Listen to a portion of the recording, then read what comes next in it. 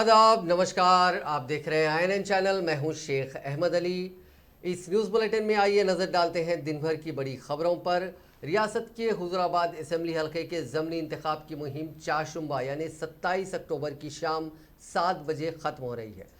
अगरचे के ज़मनी इंतखाब का शेड्यूल 1 अक्टूबर को जारी हुआ था, लेकिन इस हल्के से नुमाइंदगी करने वाले साबिक वजीर ईटला राजेंद्र ने काबीना से बरतरफ किए जाने के बाद जारिया साल 12 जून को असेंबली की रुकनियत और TRS पार्टी से इस्तीफा पेश कर दिया था। इस तरह गुज़िश्ता 3 माह से इस हल्के में दो अहम जमातें TRS और BJP इंतखाबी मुहिम में मसरूफ़ थीं।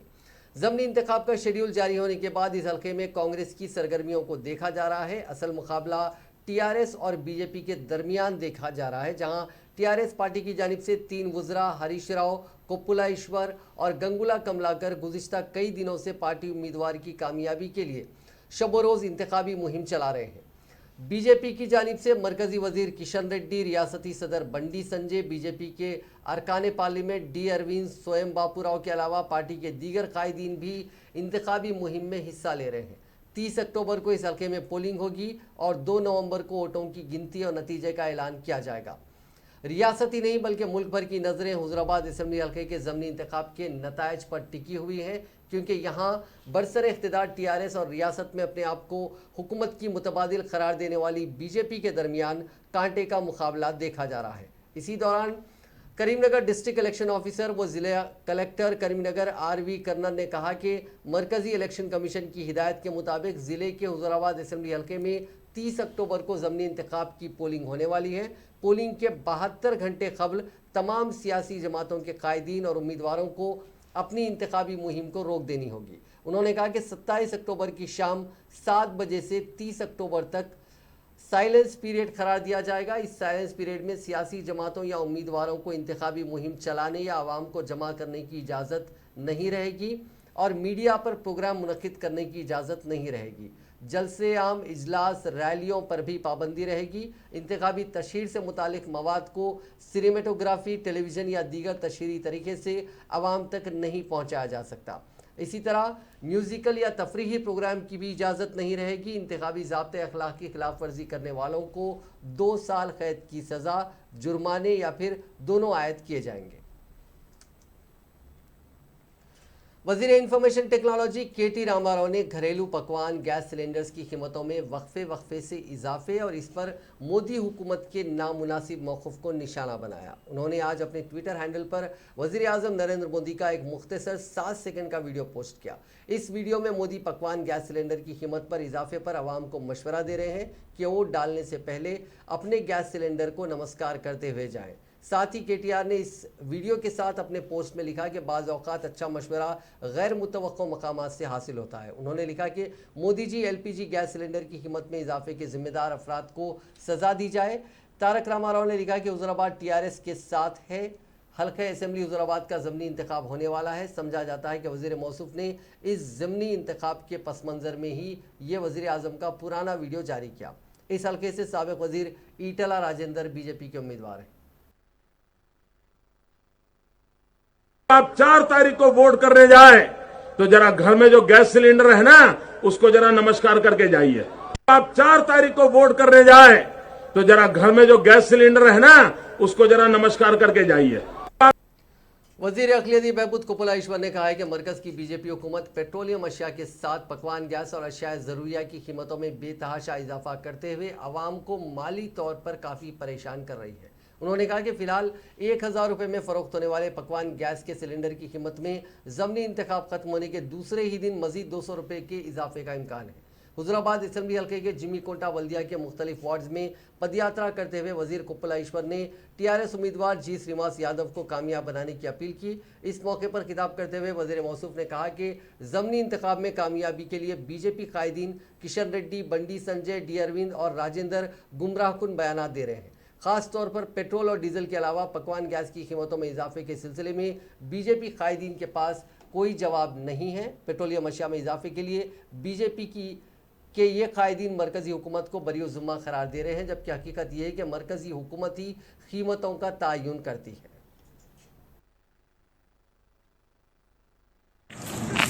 కబ్రస్థాన్ కాంపౌండ్ వాళ్ళు కబ్రస్థాన్ అంటే చాలా పవిత్రంగా చూస్తారు కదా దాంట్లోకి అసలు మనుషులు పోవడం కానీ పక్షులు పోవడం కానీ జరగకుండా ఉండాలి అనేది మీరు చూస్తారు కదా. పవిత్రమైన స్థలం కింద చూస్తారు మీరు సమాధిలో.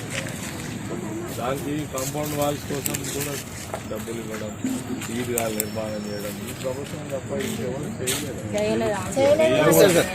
చెయ్యరు కూడా. ठीक है ना, ऐसा ही जा रहे हैं हमारा बहन लोग इधर खड़े होके हैं इधर जा रहे हैं. సార్ ఇవి మొత్తం చేస్తారు కానీ కొంచెం డబుల్ బెడ్రూమ్ मिलाएंगे మనమే ఇప్పుడు అది కూడా 4 इयर्स నుండి మేము అప్లికేషన్ ఇస్తున్నాం. बारिश है घरों में इसका रुक आप लोग क्या हो गया అమ్మా, నువ్వు రాజేందర్ గారికి 5,000 ఇచ్చింది కదా, కట్టి ఇవ్వాలి కదా, పట్టించుకోలేదు 5,000 కాక ఇప్పుడు ఇదివరకు ఇచ్చిన 5,000 वजीर एक्साइज श्रीनिवास गौड़ ने कहा है कि टीआरएस प्लेनरी की कामयाबी से कांग्रेस और बीजेपी परेशान है। टीआरएस लेजिस्लेचर पार्टी ऑफिस में प्रेस कॉन्फ्रेंस से खिताब करते हुए श्रीनिवास गौड़ ने कहा कि चीफ मिनिस्टर चंद्रशेखर राव ने तनहा तौर पर अलहदा रियासत तेलंगाना की तहरीक शुरू की थी और वो तनहा ही मुल्क की कौमी व इलाकाई जमातों को रजामंद करते हुए तेलंगाना रियासत हासिल किया। इसके लिए गुज़िश्ता रोज़ टीआरएस के प्लेनरी इजलास में केसीआर के दोबारा पार्टी सदर मुंतखब होने पर उनकी क़यादत की सताइश करने एक करारदाद मंजूर की गई। उस करारदाद से कांग्रेस और बीजेपी को तकलीफ हो रही है। उन्होंने कहा कि मुल्क भर में चंद्रशेखर राव जैसे चीफ मिनिस्टर नज़र नहीं आते। वो बैक वक्त तरक्की और अवामी बहबूद के कामों को आगे ले जा रहे हैं। उनकी कारकर्दगी से आज हर कोई मुतासिर है। मुल्क भर की कई रियासतों की जानिब से चंद्रशेखर राव हुकूमत की कारकर्दगी की सताइश की जा रही है। उन्होंने कहा कि केसीआर हुकूमत ने ऐसी स्कीमात शुरू की हैं जिसे अपोजिशन जमातों ने ख्वाब में भी नहीं सोचा। ఒక దేశంలో ఉన్నటువంటి ఇన్ని రాష్ట్రాల్లో ఒక రాష్ట్రం, అది కొత్తగా ఏర్పడిన రాష్ట్రం, కొత్తగా ఏర్పడిన రాష్ట్రంలో ఒక మంత్రిని ఆహ్వానిస్తుందంటే ఆ దేశంలో ఏమైనా ఇండియాలో జరిగినట్టు ఏమైనా పైరోలు జరుగుతాయా, లేకపోతే ఏమైనా సిఫారసులు జరుగుతాయా, లేకపోతే కేటీఆర్ గారి పేరు గవర్నమెంట్ ఆ వీడియో నుంచి ఏమైనా నామినేట్ చేసి పంపించిర్రా ఏం పిలవండి అని, లేకపోతే ఇద్దరు పేరు పంపించిర్రా, ఒక్కరి పేరు పంపించిర్రా? ఒక ఫ్రాన్స్ దేశము ఒక కొత్తగా ఏర్పడ్డ తెలంగాణ రాష్ట్రంలో ఒక మంత్రిని ఆహ్వానించిందంటే ఆ మంత్రికి కెపాసిటీ ఉందా లేదా ప్రజలు గమనిస్తారు.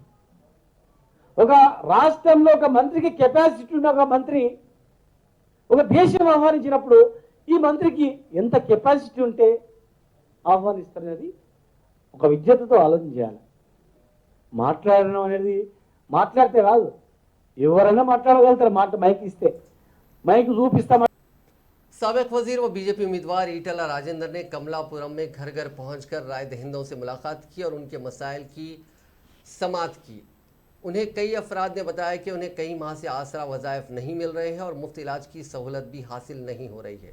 ईटला राजेंद्र ने तयक़ुन दिया कि ज़मनी इंतखाबात के नताइज के ऐलान के बाद उनके मसाइल की यकसोई के लिए कोशिश की जाएगी। उन्होंने आइंदा इंतखाबात में राय दहिंदों से अपील की कि वो उन्हें बीजेपी को वोट दें। అంటే ఇప్పుడే వస్తారని చెప్తున్నారు. మా సీఏలు ఉంటారు, గ్రామాల్లో సీఏలు ఉంటారు. సీఏలు కూడా కండవ కప్పుకొని ఇంటింటి తిరిగి బొట్టు పెట్టమని చెప్తున్నాడు. ధర్మం అవుతుందా? ఇది ధర్మం అవుతుందా? మా సీఏలు ఆడబిడ్డ వృధాలు నేను లేనా?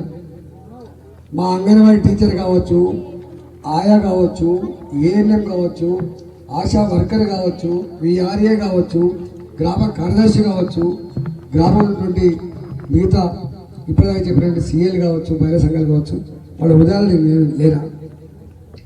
నేను దిగిపోయిన వాటికి నేనే స్వయంగా అనేక రకాల కార్యక్రమాలు చేసినాను.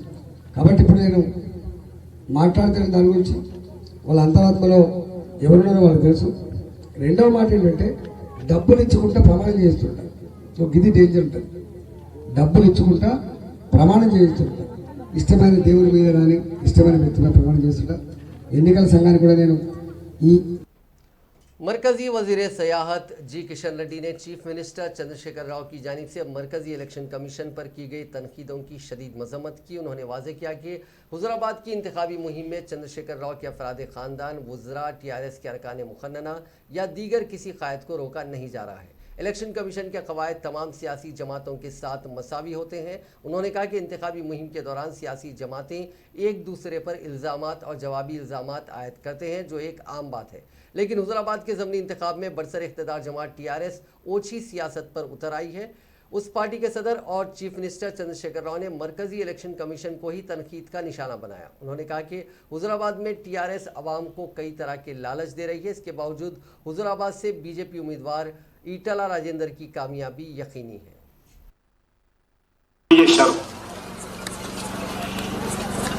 ఈ నేపథ్యంలో అంతేకాదు ఆయన మంత్రి పదవి నుంచి తొలగించారు.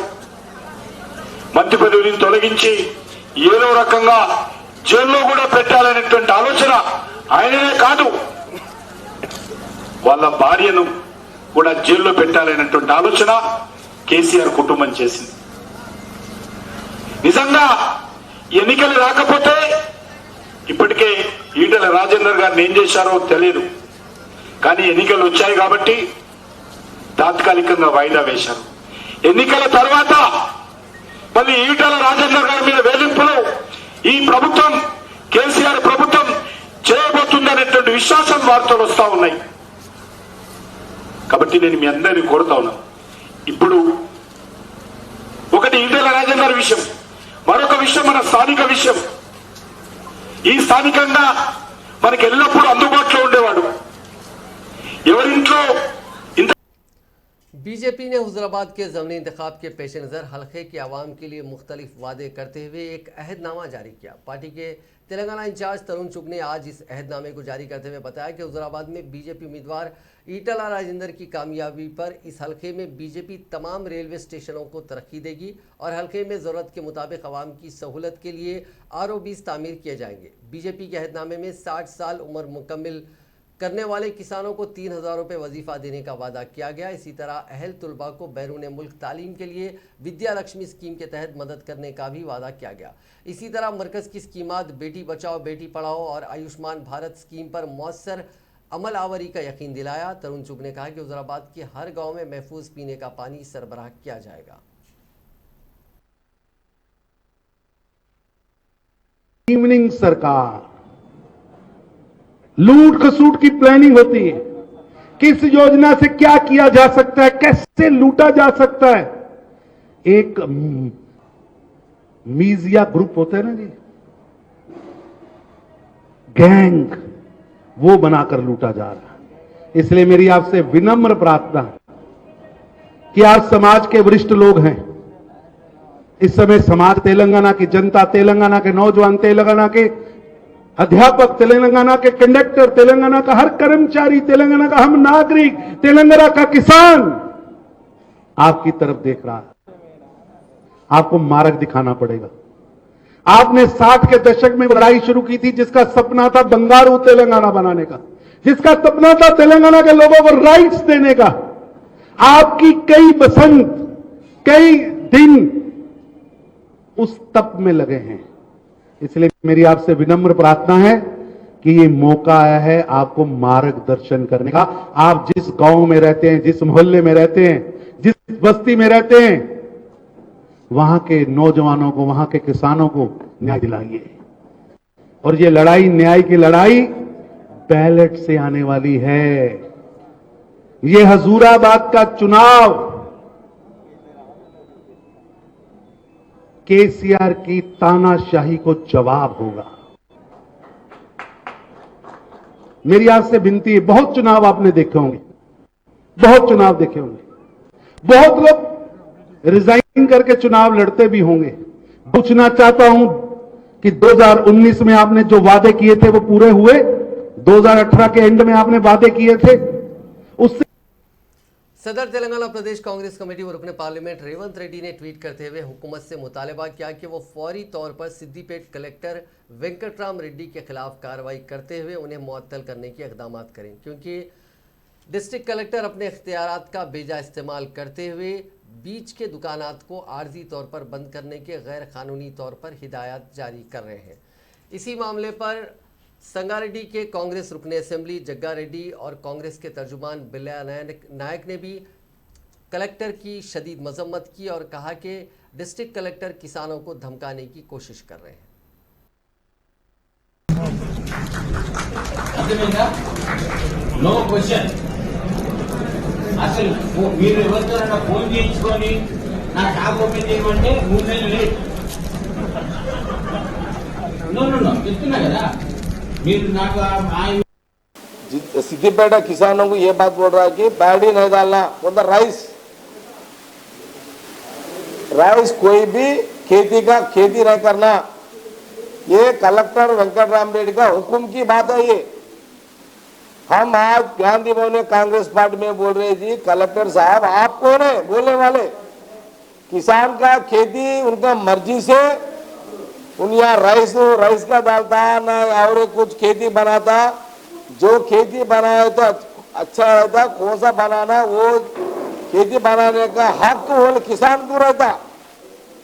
मगर आप कौन है, कलेक्टर कौन है? खाली वरी नहीं डालना, किसानों को मैं बोल रहा हूँ, वो लोगों को वार्निंग दे रहा हूँ, अगर कोई भी किसान वरी डाले तो वो लोग को मैं एक्शन लेता हूँ बोल के ये बोलने वाला कलेक्टर कौन है? तेलंगाना सिद्दीपेटा में किसानों को खुद का खुद खेती करने का मौका नहीं है क्या सिद्दीपेटा में? इसलिए कांग्रेस पार्टी आज वेंकटराम रेड्डी को मीडिया के सामने से ये बात बोल रहे हैं, ये किसानों को डराने बात क्या है, इसके वजह क्या है?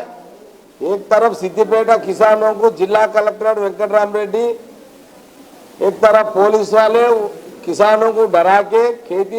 सुप्रीम कोर्ट से ऑर्डर लाएंगे तो भी वो शॉप को हम नहीं खोलेंगे। जब तक वेंकटराम रेड्डी साहब बोल रहे थे मैं कलेक्टर हूं, तब तक यहाँ के पाड़ी का सीड्स नहीं बेचना चाहिए। 350 सीड्स आपको कल मीटिंग करके उन्होंने एक वार्निंग दे दिया कि अब से सीड्स नहीं बेचना। मैं पूछना चाह रहा हूं चीफ मिनिस्टर साहब को, आप किस वजह से कालेश्वरम प्रोजेक्ट का शुरू किए थे? पानी किस वजह से लाए थे? अगर प्याड़ी नहीं यहाँ पे प्रोक्योर करना है, प्याड़ी का फसल नहीं उगालना है तो कौन सा फसल उगालना चाहिए? आप बोल रहे हैं हम पहले बोले थे नको बोल के, आप तो हम ले रहे बोल के बोल रहे हैं, मगर आपका कलेक्टर आपकी मन की बात कर रहा जैसा दिख रहा मेरे को। आपकी मन की बात वहां पे चल रही है फील्ड में। जो नजदीक के आदमी है वो खुद आज साहब को वार्निंग दे रहा, तो किस तरह तेलंगाना को आगे बढ़ाना चाह रहे हैं आप? किस तरह तेलंगाना को आगे लेके जा सकते हैं? इसीलिए हम 2 मांग सरकार के सामने रख रहे। ये आप बोले चीफ मिनिस्टर साहब बोले सो बात गलत है, या आपका कलेक्टर बात बोल रहा है वो गलत है, इस पर क्लैरिटी देना चाहिए। दूसरी बात, एक कलेक्टर के ऊपर एक्शन लेना चाहिए। हमारे माननीय मुख्यमंत्री कांग्रेस के कैंपेन कमेटी के चेयरमैन व साबिक एमपी मथुयाश की गौड़ ने बरसर इख्तिदार टीआरएस पार्टी पर इल्ज़ाम लगाया कि उसके प्लेनरी सेशन में 25 करोड़ से ज़्यादा की रकम खर्च की गई। उन्होंने सवाल किया कि यह रकम टीआरएस पार्टी ने कहां से हासिल की? पैसे कैसे आया? ना चंद्रशेखर राव के पास ना घर था, जमीन था, कोई पैसे था, या फिर उनका बेटा अमेरिका में जॉब करते थे, ना बेटी के पास कुछ पैसे था, ना उसके दामाद स्लीपर लब्बर चप्पल्स पे घूमता था। तो ये लोग इतना लूट कर 7 साल में वो पैसे खर्च कर एक जलसा मनाए और दलितों को दगा करने के लिए, धोखा देने के लिए ये दलित बंधु स्कीम लेके आए। हम पूछ रहे थे चंद्रशेखर राव जी से, भाई आप दलित को 3 एकड़ जमीन देने के लिए किसने रोका, या SC ST सब प्लान देने में किसने रोका? जो फीस रिएम्बर्समेंट नहीं किया उसके लिए कौन रोका आपको? हर वर्ग के लोगों को धोखा करते हुए, जो झूठा वादा कर कर, बटेबाज बातें कर कर, जो गंदगी मूसी नदी में जितना है इनका भ्रष्टाचार उतना है। सो कल्वकुंटला का परिवार ने जिस तरह तेलंगाना को लूट रहा है और करोड़ों कमाकर विदेश में भी पैसे लगा रहे हैं, इससे पता लगता है कि ये तेलंगाना आबादी के लिए नहीं आया, ये तेलंगाना का जो आवाज़ उठाया, मगर जो कुर्बानी करे सो है वो तेलंगाना के आम आदमी लोग है। बेटा का कुर्बानी देखकर एक माता के रूप में सोनिया गांधी जी ने पार्लियामेंट में तेलंगाना बिल लगाकर तेलंगाना बनाया था, मगर उनकी फंस जाने से। सीनियर कांग्रेस खाद्य व साबिक पीसीसी सदर पुन्नला लक्ष्मया ने टीआरएस प्लेनरी सेशन में वज़ीर आला चंद्रशेखर राव की जानिब से किए गए दावों को गलत बताया और उन्होंने चैलेंज किया कि रियासत के आबपाशी प्रोजेक्ट्स, आईटी कंपनीज और सरमायाकारी पर वज़ीर आला खुले मबाहिस के लिए आए। हुआ क्या? 1 एकड़ का नया एकड़ को पानी दिए क्या आप? इतने हजारों करोड़ खर्च किए। सो इसके वास्ते झूठे बोल रहे हैं। और उसके बाद क्या बोल रहा, आईटी में वो बहुत बड़ा बहुत कर दिया बोले। ये सुनने में बहुत अच्छा रहता। क्या है आप, मैं चैलेंज कर रहा हूँ, आईटी में नया कंपनीज कितने आए, नया एम्प्लॉयमेंट कितने आए, नए कंपनी से नया एम्प्लॉयमेंट। हम 2004 में 4000 करोड़ का एक्सपोर्ट्स था, हम 2014 तक 57 और 55,000 करोड़ का एक्सपोर्ट करें। 13 टाइम बढ़ गया। अभी ये 7 साल में 2.5 टाइम्स बढ़ गया। ठीक है, 2.5 टाइम्स से बढ़ता है, वो एक्सपेंशन करते रहते, मगर नए कंपनीज कितने आए, नए कंपनीज का एक्सपोर्ट वैल्यू कितना है, ये बताना पड़ता ना। जैसा है चारमीनार दिखा के अरे हमारा पार्क भी इसमें है बोल के बोले, ये ऐसा चीज नहीं होता। तो जीडीपी के बारे में बात करते, 2004 to 2014 and 2014 to 2018 Indian GDP and undivided state of Andhra Pradesh and Telangana Andhra दिखाइए, व्हाइट पेपर लीजिए। Undivided state and Telangana this part of it also before formation, we are ahead. So ऐसे बहुत चीज़ें बोल रहे हैं। एक तालाब भी क्या है, टैंक ब्रेक नहीं हुआ क्या?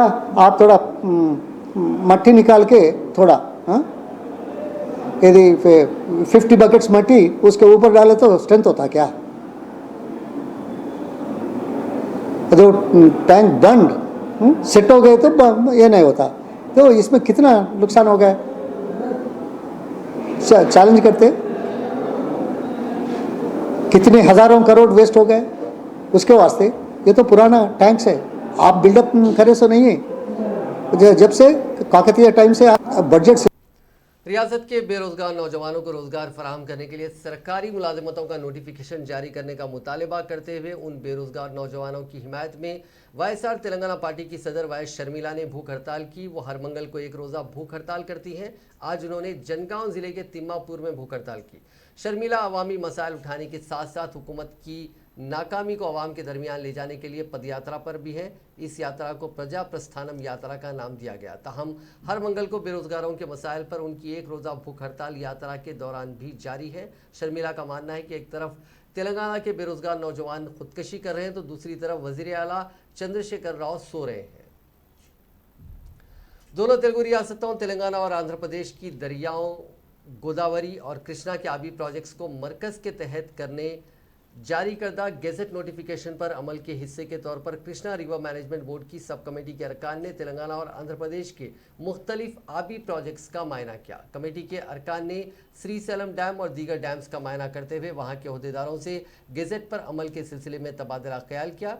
कृष्णा बेसिन में श्रीशैलम नागार्जुना सागर प्रोजेक्ट्स के 15 आउटलेट्स बोर्ड के हवाले करने के लिए बोर्ड ने तेलंगाना और एपी से ख्वाहिश की है। इस पर आंध्र प्रदेश हुकूमत ने रजामंदी जाहिर की, जबकि तेलंगाना हुकूमत ने इस पर एतराज़ किया। कमेटी के अरकान ने उन प्रोजेक्ट्स का मायना करते हुए गेजेट पर अमल के सिलसिले में तबादला ख्याल किया। महकमे आबपाशी के engineer in chief Muralidhar Rao ने कृष्णा रिवर मैनेजमेंट बोर्ड के चेयरमैन MP सिंह को एक मकतूब रवाना करते हुए आंध्र प्रदेश हुकूमत के रवैये की शिकायत की। अपने मकतूब में मुरलीधर राव ने कहा कि नागार्जुना सागर लेफ्ट कैनाल की गुंजाइश में मनमानी इजाफा किया गया। पेशरफ हुकूमतों ने प्रोजेक्ट रिपोर्ट पर अमल नहीं किया। उन्होंने आंध्र प्रदेश हुकूमत की जानिब से तामीर किए जाने वाले पिन्नापुरम प्रोजेक्ट को रोक देने की ख्वाहिश की। उन्होंने कहा कि इस प्रोजेक्ट की तामीर के लिए आंध्र प्रदेश हुकूमत ने किसी किस्म की इजाज़त हासिल नहीं की। मुरलीधर ने कहा कि श्रीशैलम प्रोजेक्ट से आंध्र प्रदेश सिर्फ 34 टीएमसी पानी हासिल करने का हकदार है, लेकिन वो इससे ज़ायद पानी रियासत को मुंतकिल कर रहा है। उन्होंने कहा कि आंध्र प्रदेश के इख्तियार करदा मौक़िफ़ की वजह से दरियाए कृष्णा के बेसिन में वाक़ तेलंगाना के प्रोजेक्ट्स के साथ शदीद नाइंसाफ़ी हो रही है। अब नजर डालते हैं कोरोना के आंकड़ों पर। पिछले 24 घंटों में रियासत भर में 41,388 अफराद का कोरोना का टेस्ट किया गया, जिसमें 190 मुस्बित पाए गए। इसी दौरान एक और फर्द की कोरोना से मौत हुई, जिसके बाद मरने वालों का मजमूई आंकड़ा 3,950 हो गया। रियासत में अब भी 4,101 अफराद का कोरोना का इलाज जारी है। रियासती हुकूमत ने मीडिया और सोशल मीडिया में आज दिन भर गश्त करने वाली इस खबर को गलत करार दिया, जिसमें कहा गया कि कोरोना वायरस के दोनों वैक्सीन ना लेने वालों के राशन और वजीफे को रोक दिया जाएगा और इस पर 1 नवंबर से अमलावरी भी होगी। इस खबर के आम होते ही director medical and health doctor G Srinivas Rao ने एक सहाफती बयान जारी करते हुए मीडिया और सोशल मीडिया में गश्त करने वाली इस खबर को गैर मुसद्दिक़ा करार दिया। उन्होंने कहा कि हुकूमत ने ऐसा कोई फैसला नहीं किया है। इस सिलसिले में अवाम को गैर ज़रूरी परेशान होने की ज़रूरत नहीं है और इस तरह की खबरों पर भरोसा ना करने का उन्होंने अवाम को मशवरा दिया। वरंगल में बकरा एंथ्रैक्स का शिकार हो गए हैं। जिले के चंपाला बंडा इलाके में वेटनरी डॉक्टर्स ने बकरों को एंथ्रैक्स से मुतासिर पाया। इस एंथ्रैक्स के सबब 4 दिनों के वक्फे से 4 बकरों की मौत हो गई। इस वाक़े के नतीजे में मकामी अवाम बिलखुसूस चरवाहों में तशवीश की लहर पाई जाती है। मेडिकल ऑफिसर ने बकरों को दूर रखने का मशवरा दिया। बकरों की मौत के बाद उनको मेडिकल ऑफिसर्स के पास ले जाया गया, जिस पर मेडिकल ऑफिसर्स ने बकरों के झुंड में से बाज़ बकरों के मुख्तलिफ नमूने हासिल किए। नमूनों को जांच के लिए ज़िला मुस्तक़र के मवेशियों के लैब को भेजा गया। नमूनों की जांच पर उन बकरों के एंथ्रैक्स से मुतासिर होने का पता चला। इन नमूनों को मजीद जांच के लिए हैदराबाद भेजा गया है। बकरों के झुंड को मौज़ूआत से दूर रखने की भी हिदायत दी गई है। एंथ्रैक्स की रोकथाम के लिए बकरों को टीके भी दिए गए। इसी दौरान वेटनरी के अहदेदारों ने कहा कि इस ताल्लुक से तशवीश की कोई बात नहीं है। हैदराबाद के तारीखी उस्मानिया हॉस्पिटल में चलते हुए सीलिंग फैन के गिरने के गुज़िश्ता रोज़ पेश आए वाक़े में एक लेडी ड्यूटी डॉक्टर के ज़ख्मी होने के वाक़े के बाद आज पीजी डॉक्टर्स ने अपने सरों पर हेलमेट पहनकर खिदमात अंजाम दी। कुछ देर बाद डॉक्टर्स ने खिदमात का बाइकआउट करते हुए ओपी ब्लॉक के सामने एहतजाज किया। इस मौके पर उन्होंने कहा कि उस्मानिया हॉस्पिटल में जान को हथेली पर रखकर वो खिदमात अंजाम दे रहे हैं। उन्होंने बरहमी का इजहार करते हुए कहा कि इस तरह के वाक़यात पर हुकूमत की जानिब से हुनूस कोई रद्द-ए-अमल सामने नहीं आया। डॉक्टर्स के हेलमेट पहनकर खिदमात अंजाम देने की वीडियो सोशल मीडिया के मुख्तलिफ प्लेटफॉर्म्स पर तेज़ी के साथ वायरल हो गई। वाज़ेह है कि गुज़िश्ता रोज़ मोटोलॉजी शोबे में पीजी साले दुआम में ज़ेर तालीम doctor B Ashari out patient खिदमात अंजाम दे रही थी कि उनके सर पर चलता हुआ फैन गिर पड़ा। पुलिस ने तेलंगाना और छत्तीसगढ़ की सरहद पर हाई अलर्ट जारी कर दिया है। पुलिस ने माओइस्ट लीडर हुडमा की तलाश शुरू कर दी है। सिक्योरिटी फोर्सेस दोनों रियासतों की सरहदों पर गाड़ियों का मायना कर रही हैं। पुलिस उन इलाकों में मुख्तलिफ मकामात पर धावे भी कर रही है। गुज़िश्ता रोज़ हुए इनकाउंटर में माओइस्टों की हलाकत के बाद इस इलाके को पुलिस ने घेर लिया और माओइस्टों की शिद्दत के साथ तलाश की जा रही है।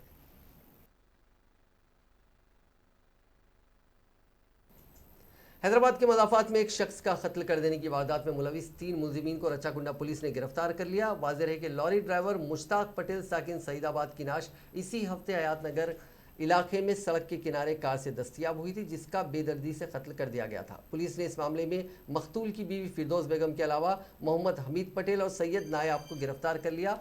पुलिस के मुताबिक मकतूल को शक था कि उसकी बीवी और हमीद पटेल के दरमियान नाजायज़ ताल्लुकात कायम है। उसने कई मरतबा इंतबा भी दिया था और बीवी को हरासा कर रहा था। इस दौरान फिरदौस और हमीद पटेल ने मिलकर मुश्ताक पटेल को कत्ल करने का मंसूबा बनाया और उसे शराब पिलाने के बाद गला काटकर उसका कत्ल कर दिया।